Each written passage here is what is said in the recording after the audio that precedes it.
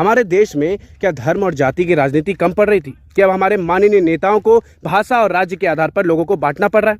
ये मैं इसलिए कह रहा हूं क्योंकि हमारे जो भाजपा के मुख्यमंत्री हैं, माफी चाहूंगा, महाराष्ट्र के मुख्यमंत्री देवेंद्र फडणवीस जी हैं, वो एक कानून लेकर आते हैं। इस कानून में वो ये कहते हैं कि महाराष्ट्र में जितने भी बाहर के लोग हैं जो दूसरे राज्य से आकर वहां टैक्सी, उबर, कैब वगैरह वगैरह चलाते हैं और अपना रोजी रोटी कमाते हैं, उन्हें अब अनिवार्य रूप से मराठी सीखना होगा। जो लोग मराठी नहीं सीखेंगे, इससे उनका परमिट, उनका लाइसेंस रद्द कर दिया जाएगा।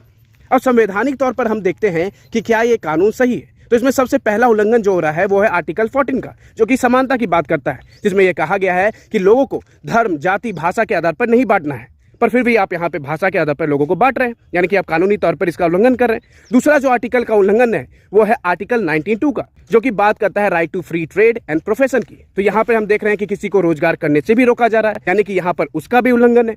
और तीसरा जो सबसे प्रमुख है वो है आर्टिकल 21 का, जो कि बात करता है राइट टू लाइवलीहुड की, यानी कि आप किसी का रोजी रोटी छीन रहे हैं। जाहिर सी बात है, जो लोग रोजगार वहां नहीं कर पाएंगे उनकी रोजी रोटी छीनी जाएगी। तो तीनों तौर पर हम ये देख सकते हैं कि संवैधानिक तौर पर गलत है। अब इसमें जो 15 लाख अनुमानित लोग हैं जो इस कानून के कारण प्रभावित होंगे, उनके लिए छोटी सी खुशखबरी है। पहली खुशखबरी यह है कि अभी तक ये कानून पारित नहीं हुआ, यानी कि स्टेट लेजिस्लेटिव लॉज में अभी तक अमेंडमेंट नहीं हुआ। और दूसरी खुशी की बात यह है आपके लिए अब मराठी सीखने की अनिवार्यता 15 अगस्त तक बढ़ा दी गई है, यानी कि 15 अगस्त तक आप किसी स्कूल, कॉलेज या इंस्टीट्यूट में जाके मराठी सीख सकते हैं। यानी कि अभी तक आपने पढ़ाई नहीं की है जिंदगी भर, तो अब जाके आप पढ़ लें और मराठी सीख लें, तभी जाकर आपको रोजी रोटी वहां कमाने को मिलेगा। अब इसमें सबसे हैरानी की बात है कि हमारे जो माननीय प्रधानमंत्री है, जो किसी पार्टी से नहीं आते हैं बल्कि वो पूरे देश में ये कहते हैं कि सबका साथ, सबका विकास, डिजिटल इंडिया, एआई समिट की बात करते हैं। तो क्या इस एआई युग में हम टेक्नोलॉजी के माध्यम से भाषा की इस गैप को कम नहीं कर सकते हैं?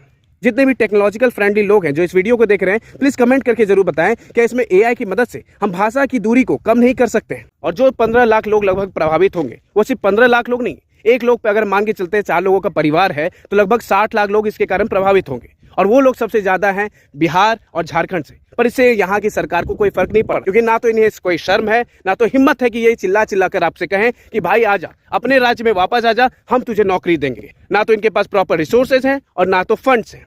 और रही बात चुनाव की, तो 5 साल चुनाव आने से रहे, तो इन्हें आपकी वोट की भी अब जरूरत नहीं है। तो अब राज्य सरकार से गुहार लगाना बंद ही कर दे। भारत का जनजी महाराष्ट्र सरकार से अनुरोध करता है कि इस कानून को लेकर पुनर्विचार करके इसे वापस लें और 15 लाख लोगों की भलाई के बारे में सोचें। और साथ ही साथ भारत सरकार और माननीय उच्च न्यायालय से भी अपील करता है कि वो इस मामले में तुरंत हस्तक्षेप करके उन 15 लाख लोगों को प्रभावित होने से रोके, उनकी रोजी रोटी का ध्यान रखकर उन्हें सुरक्षित करें। जय भारत।